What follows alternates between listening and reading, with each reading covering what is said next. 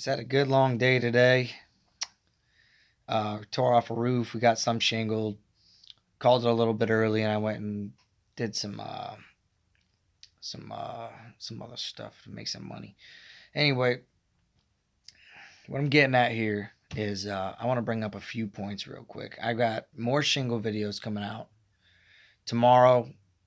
Tomorrow should be them. I got a flooring video, and I'm getting ready to start a huge $30,000 job redoing roofing, siding, soffit, fascia, and gutters on a house out here. And it's insurance paid for, so it's a little on the high side, more than I'd like to charge homeowners. I charge a fair price, and I don't have it in me to charge that kind of money. So it is nice working with the insurance companies here and there. I'm not no storm chaser, you know what I mean? I wasn't brought up that kind of way, not necessarily. I don't mean like moral wise. I was kind of raised myself, but what I'm talking about is in the company I work for, you know. Yeah, I raised myself, so what? You were merely adopted by the roof. Well, I was born on it. I'll probably cut that out. Anyway, some quick points, all right, before I let these haters talk, all right? I don't want to have this description anywhere in the videos themselves, okay? But I do want my fans and people who actually come to my page to learn or whatever. There's got to be young kids just starting out, and they're seeking content these days on YouTube that back when I started out, I wasn't looking for, and I wish I had had. So things like these aren't 3-tab shingles. I'm not laying 3-tab shingles. There's no tar line to nail on. People keep talking about. Someone told me my nails are 1/4 inch from the bottom of the shingle that goes on top of it. That's where they're supposed to be. They're supposed to be in the double thick part of the shingle. It's a laminate shingle. You have to put your nail through the laminate part. Otherwise, it's just tar holding it. There's a line right there that you're supposed to nail. Okay? For those of you who do not understand, I find it really weird that people are experts enough to say that to somebody who's out there performing at an obviously above average rate, in my opinion, while teaching and doing things like that. So it's crazy that these experts, come out of the woodwork. The safety officers, they're all out there too, telling me to put a harness on when I'm walking around on a 412 8 feet off the ground.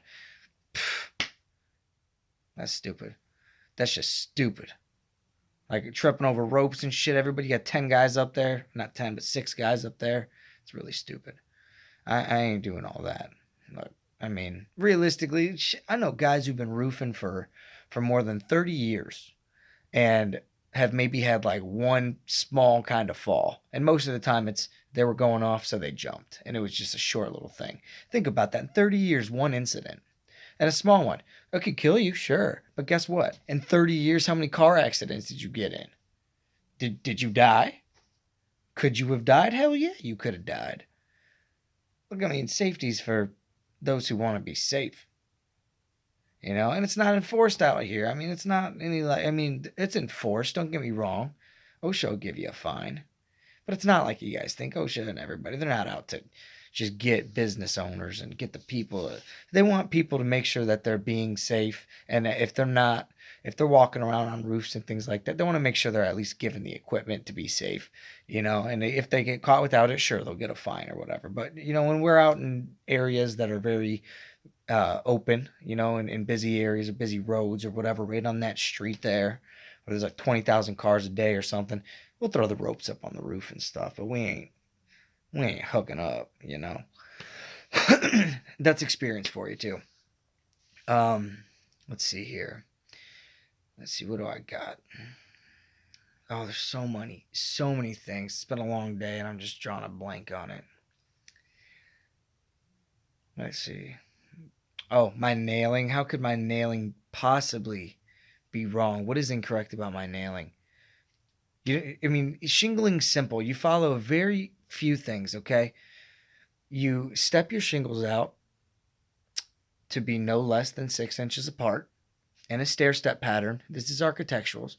Where you put your nails is anywhere on the shingle except for where the seam of the next shingle is going to land, because there's a little groove there where water's going to get in.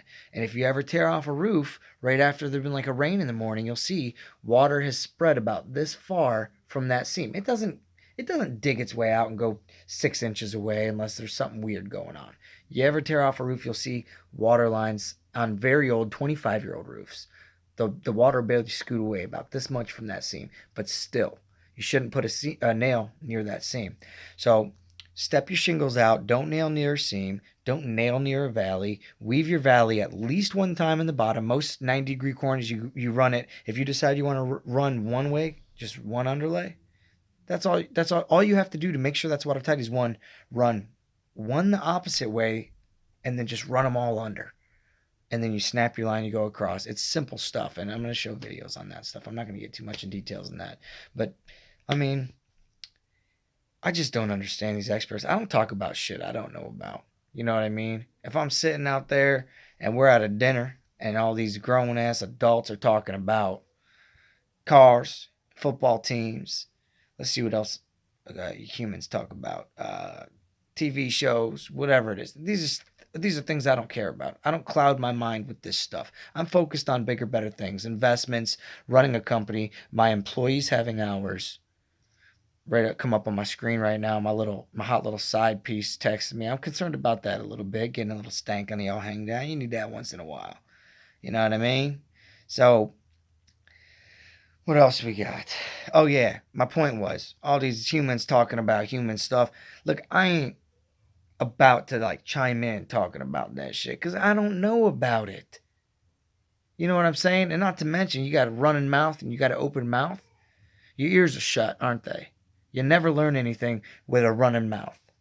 If I felt like at any moment I wanted to learn about cars a little bit, only way I'm going to do that's with my mouth shut, not talking about, the Positrack rear end on a Plymouth, how's that work?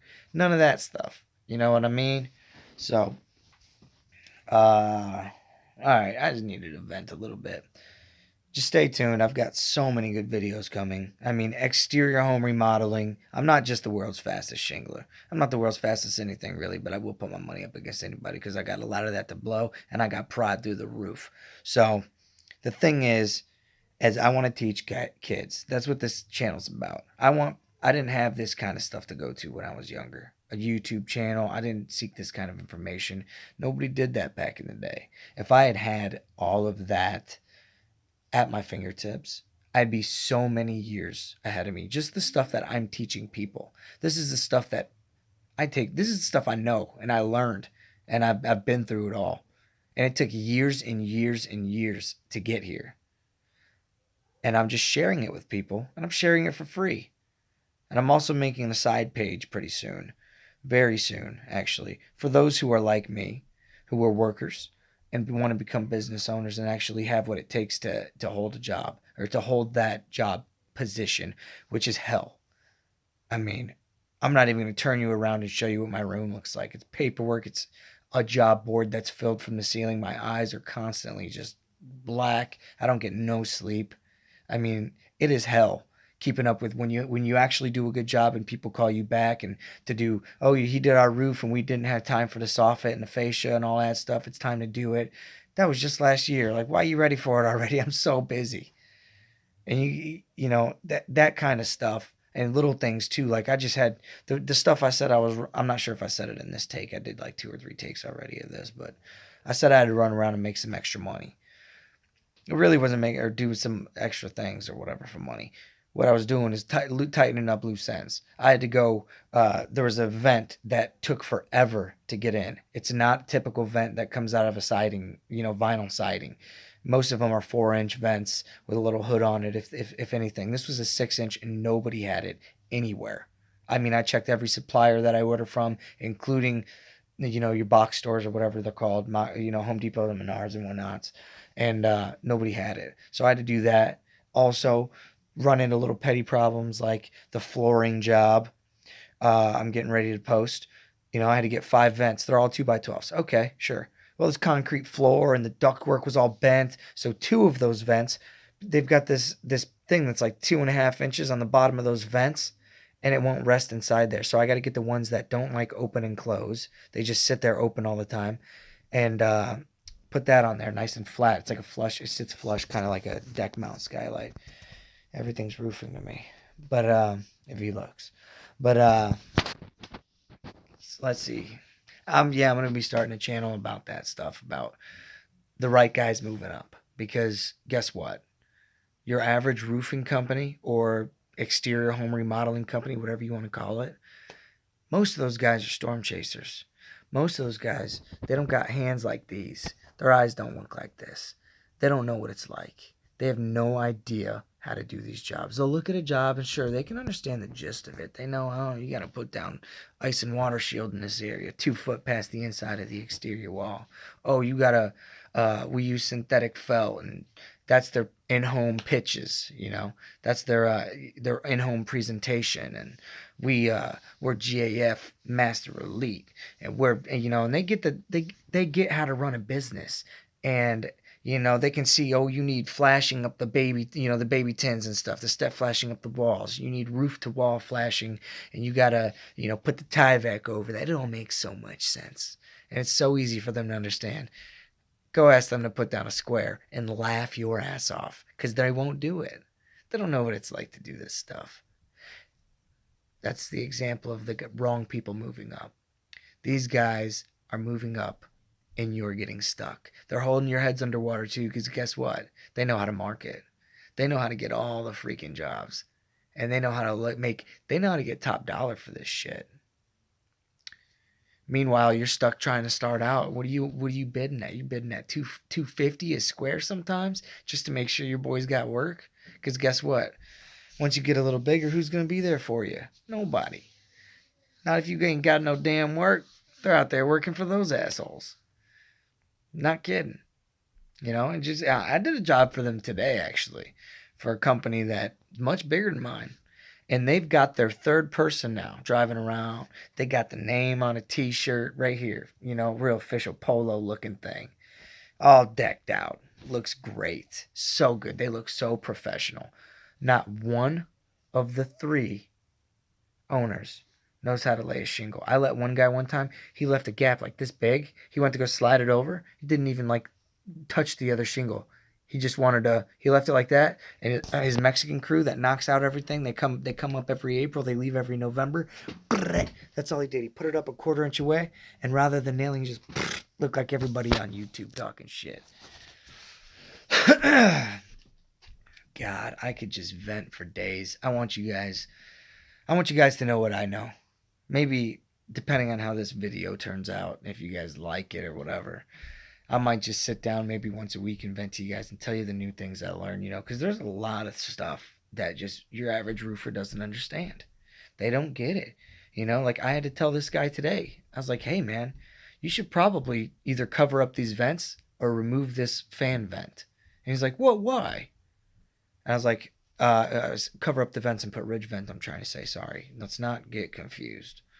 So, obviously, the roof needs ventilation. I'm just going to clarify that. So I said cover up the vents and basically go to ridge vent, or remove the air vent. It's like a fan vent that's got power to it.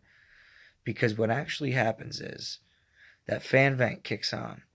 If there's vents that are close to it, which in this case it was at probably 8 or 10 feet away, but if there's vents that are a little closer than that, maybe even at that, I don't know.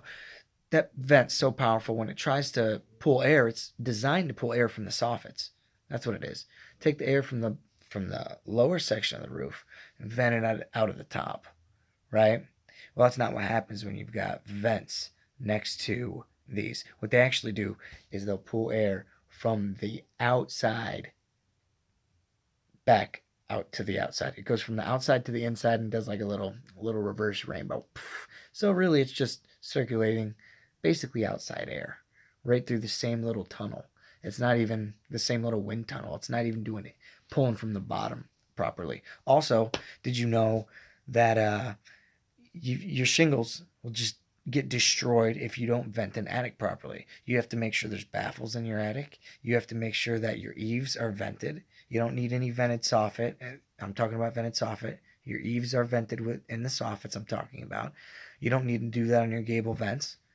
99 out of 100 times where I'm from, because there's no airflow, there's no attic, there's no anything for it to vent.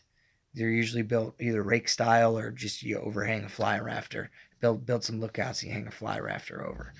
But um, look, I'm just gonna stop talking. I hope I kept y'all interested. It's been a 15-minute rant. Holy shit. So yeah, we're gonna learn some stuff moving forward, and I really hope to help a lot of people. Okay, bye.